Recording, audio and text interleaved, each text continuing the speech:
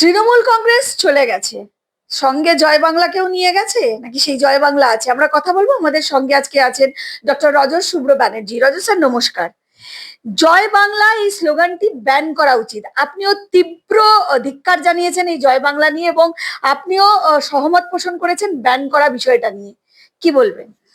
আমি এই জয় বাংলাটা প্রথম থেকে রিয়েলাইজ করিনি। আফটার অল তো আমরা বাঙালি, বাংলায় রয়েছি, এরকম একটা ব্যাপার। পরে যখন রিয়েলাইজ করলাম যেটা উদ্দেশ্য প্রণোদিত ভাবে বাংলাদেশি একটা জিনিসকে, কনসেপ্টকে এখানে ঢোকানোর চেষ্টা করছে। দেখো, তখন তো তৃণমূল ভেবেছিল যে ওরা জিতে যাবে, ওরা রাজত্ব করবে, ওরা আমাদের কেটে ফেলে দেবে, অনেক কিছু প্ল্যান্স ছিল। আমরা হয়তো প্রাণে মারা যেতে পারতাম, মহিলারা হয়তো তাদের সমস্ত কিছু হারাতে পারতো যদি আমরা 4 তারিখ না জিততাম। তো সেইখানে জয় বাংলা পরবর্তীকালে আমার মনে হয়েছে এটা অত্যন্ত ডেঞ্জারাস স্লোগান এবং উদ্দেশ্য প্রণোদিত ভাবে। সেইভাবে দেখতে গেলে joy is joy, good thing, Bangla, আমরা বাঙালি, বাংলা। কিন্তু ওরা তো সেটা মিন করছে না। ওটা তো জয় বাংলা বলছে বাংলাদেশি স্লোগানটার জন্য। ওটা ব্যান করা উচিত ডেফিনেটলি। ভোটের দিন, যেদিন ভোট হচ্ছে সেদিন শুভেন্দু বাবুকে কিছু, মানে উনি যেহেতু ভবানীপুরে দাঁড়িয়েছিলেন, আমিও ঘুরছিলাম গাড়ি নিয়ে প্রত্যেকটা ভোটের জায়গায় আলাদা। উনি আলাদা যাচ্ছিলেন, আমি আলাদা যাচ্ছিলাম, একটা টিমের সঙ্গে ছোট ছোট ছোট ছোট করে ঘুরে ঘুরে দেখছিলাম সুন্দর ভোট হচ্ছে। কিন্তু কিছু, মানে আর কি ওই নষ্ট ছেলে, তারা আর কি জয় বাংলা স্লোগান তুললো এবং উনি গাড়ি থেকে নেমে তাদের তেড়ে গেলেন। তো আমি মিলিটারি দৌড়লো, একটু দৌড় টোড় হলো।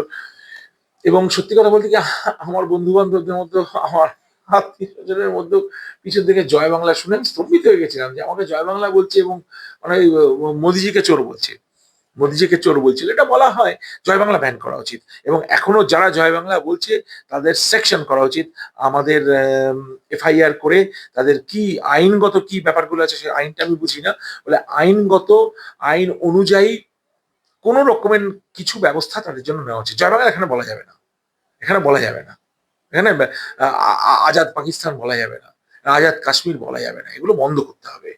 এগুলো সিরিয়াস অফেন্স, এগুলো সিরিয়াস অফেন্স। যার জন্য দেখো অন্যান্য দেশে, আমেরিকায় এই ওদের ঢোকা বন্ধ করে দিচ্ছে, গিয়ে সে কন্টামিনেট করে জায়গাটা এবং সেইখানে এমন ভাবে একটা নেগেটিভ এফেক্ট ফেলে, সেটা সমাজের মধ্যে দাঁড়ায় খারাপ ভাবে। আর জয় বাংলার বিদ্রোহ করার কি আছে? আর আমার কাছে জয় বাংলা হচ্ছে কনজাংটিভাইটিস।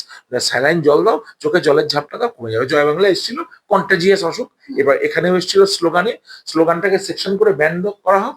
আর চোখে যদি কারো জয় বাংলা হয় তারা জল দেবে বা ডাক্তার দেখিয়ে অ্যান্টিবায়োটিক ড্রপস দেবে। একটা বিষয়ে যাব, যেমন জয় বাংলা ব্যান করা উচিত। আমরা দেখলাম যে এই সরকার, মানে প্রাক্তন যে সরকার, তৃণমূল সরকার, তারা যদি ক্ষমতায় আসতো একটা অন্য চিত্র হতো। ক্ষমতা থেকে চলে যাওয়ার পর অদ্ভুত একটা দৃশ্য দেখা গেল। এই জয় বাংলা স্লোগান যে দেশ থেকে আমদানি করা, সেই দেশে মাথায় লোটা কম্বল নিয়ে হাজার হাজার রোহিঙ্গা উদ্বাস্তু তাদেরকে ফিরে যেতে দেখা গেল। এবং তাৎপর্যপূর্ণ বিষয়, তারা যখন ফিরে যাচ্ছেন তারা বলছেন যে এখন হিন্দু সরকার এসছে, আমরা থাকতে পারবো না। মমতা যখন যেদিন আবার ফিরে আসবে, মমতা ফিরে এলে আমরা আবার এখানে চলে আসবো। এই কনফিডেন্স লেভেলটা তাদের মধ্যে কোথা থেকে এলো? ওদের লেখাপড়া জানে না, তাই জন্যই তো লোটা কম্বল নিয়ে আমাদের দেশে এসেছিল। পড়াশোনা করলে বুঝতে পারতো মমতার আর কোনো চান্স নেই। এটা আমি দর্শকদের বলে দিচ্ছি, মমতা, মমতাজ বানর আর কোনো চান্স নেই। মমতাজ বানুর কোনো চান্স নেই। যদি মমতাজ বানু কোনোভাবে ফিরে আসার সম্ভাবনা দেখি, রজত সৌর ব্যানার্জি অন্য রূপ তখন বেরোবে। তখন আমি ওটার সংহার মুক্তিতে যাব অন্যভাবে। এখনো তো আমি রাজনীতি থেকে দূরেই আছি। আমি রাজনীতির হয়ে কাজ করেছি, কিন্তু আমি তো মানে কোনো এমপি এমএলএ এইসব হয়ে আমি যাইনি। অ্যাক্টিভ পলিটিক্স এবার অ্যাক্টিভ করবো না, এবার সুপার অ্যাক্টিভ পলিটিক্স করবো। And I will make sure যে মমতাজ বানু বা ওই ধরনের ওদের ফিরে আসার আর কোনো আউটলেট বা ইনলেট আমি কিচ্ছু রাখবো না। পালাতেও পারবে না। আমি এটা জঙ্গি ভাষণ দিলাম, এইটা আমি অত্যন্ত কড়া হাতে ডিল করবো। আমার দেশের যথেষ্ট সর্বনাশ হয়ে গেছে। কালাপাহাড় মন্দির ভাঙা দিয়ে শুরু করেছিল, আর সেই মুঘলগুলো এসে বর্বরতা দিয়ে আমাদের দেশটাকে ঢেকে দেওয়ার চেষ্টা করেছে। আমাদের কোন রকম বর্বরতা এই দেশের মাটিতে হতে দেব না। তখন আমাকে অন্যভাবে চিন্তা করতে হবে আমি আবার কি করব। আমারও বয়স হয়ে আসছে, আমি জানি না কতটা কোন দিক দিয়ে কি করতে। তখন আমি আক্রমণাত্মক মেজাজে খেলবো। ওরা আর ফিরে আসবে না। মমতাজ বানুর কোনো চান্স নেই। এটা পারলে বাংলাদেশে পোস্ট করে দাও, ওরা দেখে নিক। ওরা যদি ভেবে থাকে মমতাজ বানু আবার ফিরে আসবে আর আমাদের পুরো সেন্ট্রাল ক্যাবিনেট বিটন হয়ে যাবে, ওরা মূর্খের সঙ্গে বাস করছে। অবশ্য ওরা বংশ পরম্পরায় ভাবে মূর্খ এবং ভুল শিক্ষায় লালিত পালিত। তা ওদের নিয়ে আমি খুব একটা চিন্তা করি না, কিন্তু ওটা হবে না। এখানে দুটো প্রসঙ্গে যাব। একটা আপনি বললেন যে মমতা বন্দ্যোপাধ্যায় আর ফিরে আসবেন না, কিন্তু ইতিমধ্যেই তিনি দিল্লি গিয়ে তিনি সোনিয়া গান্ধীর সাথে বৈঠক করেছেন, তিনি কেজরিওয়ালের সাথে বৈঠক করেছেন, যে ইন্ডি জোট আছে সেখানে প্রেস করেছেন, কোথাও তিনি ওখানে যুক্ত হয়ে হয়তো প্রাসঙ্গিক হতে চাইছেন। তাহলে ওইভাবে কি ফিরে আসতে চাইছেন? এটা একটা দিক। আর একটা দিক হচ্ছে যেভাবে আপনি বললেন যে কোনোভাবে আর তাদেরকে ফিরে আসলে আমি অ্যাক্টিভ হব।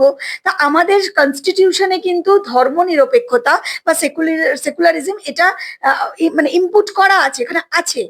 তো সেই জায়গা থেকে দাঁড়িয়ে যদি সেই লড়াইটা হয়, আপনি কিভাবে লড়বেন? তাহলে এই ধর্মনিরপেক্ষতা শব্দটা আগে সংবিধান থেকে সরাতে হবে, তারপরে হিন্দু রাষ্ট্র প্রতিষ্ঠিত করতে হবে। এটা একটা বড় প্রসেস, এবং তখন যারা বিরোধী দল আছে তারাও সেভাবে রাজনীতি করবে, বুঝতেই পারছেন। তো এটা একটা বড় আমি প্রসেস। এই সাবজেক্টে যারা বিশেষ ভাবে পণ্ডিত তাদের সঙ্গে আলোচনা করব। আমি জানি তারা কোথায় রয়েছেন, এখনো অব্দি তাদের সঙ্গে এই ব্যাপারে আমার যোগাযোগ করার হয়নি, কিন্তু ভেতর ভেতর আমরা জানি কি করতে হবে। সেকুলারিজম শব্দটা হচ্ছে ইংল্যান্ড থেকে এসেছিল, যখন ওরা চার্চের থেকে কিং এর পাওয়ারটাকে সেপারেট করতে চেয়েছে, যে কিং এর পাওয়ারটা যেটা থাকবে সেটা যেন চার্চ দ্বারা ইনফ্লুয়েন্স না হয় বলে, এটা ইংলিশ একটা ওয়ার্ড। আমাদের এখানে খুব সম্ভবত 70 বা 71, আমার মানে এটা ভুল কথা বলবো না আমি, 70 বা 71 এটা হঠাৎ মানে কারোর একটা দৌরাত্মে, এবং তারা অবভিয়াসলি। আর আমার কথা হচ্ছে সেকুলারিজম থাকবে কেন? সব জায়গায় পাকিস্তান, আজাকিস্তান, কুচবেকিস্তান, অমুক স্থান, তমুক স্থান, আফগানিস্তান হয়ে রয়েছে, আমার হিন্দুস্তান হলে কি অসুবিধা? আর দেশ ভাগ হয়েছে ধর্মের ধর্মের ভিত্তিতে। আমাদের জমি আমাদের থাকবে, তোমাদের জমি তোমাদের থাকতে দিয়েছি, দয়া করে থাকতে দিয়েছি। যদি না পোষায় জাহান নামে যাও, জাহান নামেতে যাবে, 72টা হুরও পাবে। জাহান নামে যাও, 72টা হুর পাবে। আমরা সেটার ব্যবস্থা নেবো। কিভাবে করবো আমি এখনো জানি না, আমি এখনো ঘরে বসেই বলছি ইটস টু আর্লি। কিন্তু আমি ঠিক হেল্প পাবো, সাপোর্ট পাবো, সেরকম জায়গায় যাবো, সেসব লোকেদের সঙ্গে যোগাযোগ করবে। ওইটা আমি, রোহিঙ্গারা আর ফিরে আসবে না, মমতাজ বানুর কোনো চান্স নেই। আর যাদের নাম দিলে না, তুমি বললে যে একটা ফুটবল টিম তৈরি হয়েছে, একজনের পা ভাঙা, একজনের দুটো পাই ভাঙা, একজনের পায়ে পোলিও হয়ে গেছে, একজনের প্যারালিসিস হয়ে গেছে, এই নিয়ে আমি একটা ফুটবল টিম করেছি স্যার। যাও ওই ফুটবল টিমের কথা থাকো। কেজরিওয়াল ক্রলিং, যেরকম গলার স্বর সেরকম তার চরিত্র, জেলে ফেলে গিয়ে এমনিতেও আরো ভিজে বেড়ালের মতো হয়ে গেছে। আর সোনিয়া কমপ্লিটলি একটা বিদেশিনী মহিলা, ওটা ব্যবস্থা করতে হবে। ওরা এখন ওটা মানে সেইভাবে অ্যাটাকটা করা হয়নি। উনি বিদেশিনী, উনি এইভাবে, উনি জন্মগত ভাবে বিদেশিনী, ওর এখানে কোনো ইন্টারফেয়ার করার দরকার নেই। আমরা সেটা বন্ধ করব। আর রাহুল গান্ধীকে তো প্রধানমন্ত্রী হিসেবে দেখতে চাই। কি বলবো, আমি আমেরিকান প্রেসিডেন্ট হতে চাই। আমি আমেরিকান প্রেসিডেন্ট, আমি নাসার ডাইরেক্টর হতে চাই। ফিজিক্স পড়েছিলাম ক্লাস 10-এ লাস্ট, ক্লাস 12-এ লাস্ট ফিজিক্স পড়েছিলাম, কিছুটা অ্যানাস্থেসিয়ার সময় ফিজিক্স লাগে। আমি নাসার ডাইরেক্টর হতে চাই, আমি নোবেল প্রাইজ পেতে চাই। এরকম মূর্খের মতো কথা বলে আমি 30 সেকেন্ডের জন্য তোমাদের বোঝানোর জন্য যে মুখ্য জানালাম যে মূর্খমিটা কোন জায়গায় যেতে পারে।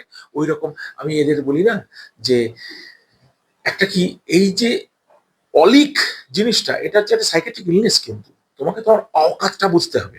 ধরো তুমি এতটা হাঁটতে পারো, তুমি অতটা দৌড়তে পারো, সাঁতার কাটতে পারো কি পারো না, তুমি এতটা ওজন নিতে পারো পারো না, তুমি কত দূর ট্রাভেল করতে পারো, তাই না? তুমি এখন হঠাৎ ভাবলে আমি চাঁদে যাবো, যাবোই যেভাবে হোক। আর যা ভাবো, পাগলামি করে চাঁদে যাওয়াটা তো তোমার পক্ষে সম্ভব না। তুমি অ্যান্টার্কটিকাতেই যেতে পারবে না।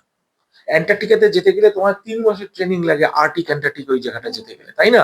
তোমার স্পেস লঞ্চ করতে গেলে অত্যন্ত নাম করা সায়েন্টিস্ট, তাদের ট্রেনিং নিতে হয়, সেভাবে শিখতে হয়, তাই না? তুমি বলে আমি এখন অপারেশন করবো, করো, অপারেশন করো।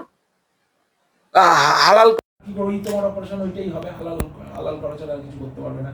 এখন ব্যাপারটা হচ্ছে মূর্খদের বোঝাতে হবে। মমতা বন্দ্যোপাধ্যায়ের কালো কোট পরে কোর্টে যাওয়া, ও তো অপারেশন ছাড়া সব করেছে লাইফে, কিন্তু এখন মনে হয় অ্যাডিকুয়েটলি ট্রলড হয়ে গেছে।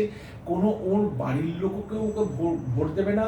ভাই ভাতারিয়া যারা, ভাই ভাতিজা ভাইপো, তারা যা চুরি করার, যা কি বলবো, পয়সা কামানোর, অর্থ উপার্জনের অন্যায়ভাবে করে নিয়েছে, এখন ওইটাই গলগ্র হয়ে গেছে। এখন উনি ফিরে আসলে এদের আবার বিপুল, বরং যেটুকু পেয়েছে সেই, দেখবে তোমরা যদি দেখো আইসে যে দেখবে একটা পুরো একটা স্কুইডেলের সঙ্গে একটা নাটের খেলা, স্কুইডেল ভার্সেস নাট। এই নাটটা পেয়েছে, ওটা লুকোতে চাইছে। আর আইসে যে যতবার ভূমিকম্প হয়ে আইসে দেখো, very interesting, it will explain the situation. একটা নাট পেয়ে গেছো ভাই, তোমরা কেটে পড়ো। এখন এই যে যারা চেঞ্জ করছে, এদিক ওদিক বদলাচ্ছে, ওরা নাটসটা পেয়ে গেছে, গর্ত করে ঢোকানোর চেষ্টা করছে। কিন্তু প্রকৃতি অ্যালাউ করবে না, পাপের ফলটা দিতে হবে। Karma will come back. ওই কর্মের উপরে আমরা দাঁড়িয়েছি, দেখা যাক ভগবান কি বলেন। বাড়ি তো একদম অভিষেক বন্দ্যোপাধ্যায়ের পাশে, মানে আপনি একদম ক্লোজ নেইবার, এবং আপনার বাড়ির সাথে যে বাউন্ডারি, যে এটা প্রায় একই সঙ্গে। ওনার বাড়িতে ইতিমধ্যেই নোটিশ পড়েছে, অবৈধ বলে একটা পোর্শন দেখানো হয়েছে। আপনি ছোট থেকে ওই পাড়ায় বড় হয়েছেন, ওই জায়গায় বড় হয়েছেন, কি বলবেন মানে কোন জায়গাটা ঠিক অবৈধ? আমি সেটা জানি না। বাড়ির মধ্যে তো সেই দুর্ভেদ্য দুর্গর মতো বাড়ি, ওর মধ্যে কি আছে? আর আমি লোকের বাড়ি উকি করা অভ্যাস নেই। ও আমার বাড়িতে সিসিটিভি রেখে আমার বাড়ির সব ছবি তুলে এতদিন নিজে ঘরে বসে দেখতো, পুলিশ এখন সেসব সিসিটিভি খুলে নিয়ে গেছে, সেটা অন্যায় করেছে। আমি ওর ঘরে আমার জানার বিন্দুমাত্র ইচ্ছেও নেই। অবৈধ আছে, যারা বলেছে অবৈধ তারা প্রমাণ করবে, ভাঙা হবে, বুলডোজার মারবে। পুলিশ অলরেডি উঠে গেছে, ওখানে দুটো কোয়াইস মতো রয়েছে, পুলিশের বসার দুটো ছবি। এখন আপনার পার্কিং এর আর কোনো প্রবলেম হচ্ছে না? কোনো পার্কিং এর ব্যাপার নেই। এখন পুলিশকে আমি বলে দিয়েছি, থানা থেকে আমি বলেছি ডাক্তারবাবু আপনি যেখানে ইচ্ছে সেখানে গাড়িটা পার্ক করবেন। মোটামুটি ওরা ফাঁকা করে দিয়েছে। আর ওইখানে পুলিশের যে কয়েস যেটা ছিল ওটাও কদিন মধ্যে ভেঙে দেবে। সত্যি এখনো ঠিকভাবে মানুষ হাঁটা চলার করার মতো ফুটপাত দখলের মতো হয়ে রয়েছে, দুটো হকারের স্টলের মতো। ওটা ভেঙে দিতে হবে। তবে ওটা একটু শক্ত স্ট্রাকচার করেছিল, তো ওটা ভাঙতে একটু টাইম লাগবে। আমার মনে হয় আমেরিকা থেকে ফিরে এসে দেখবো ওটা আমি আশা নিয়ে আমেরিকা যাচ্ছি। অসংখ্য ধন্যবাদ দর্শক বন্ধুদের যারা অনুষ্ঠানটি দেখছিলেন।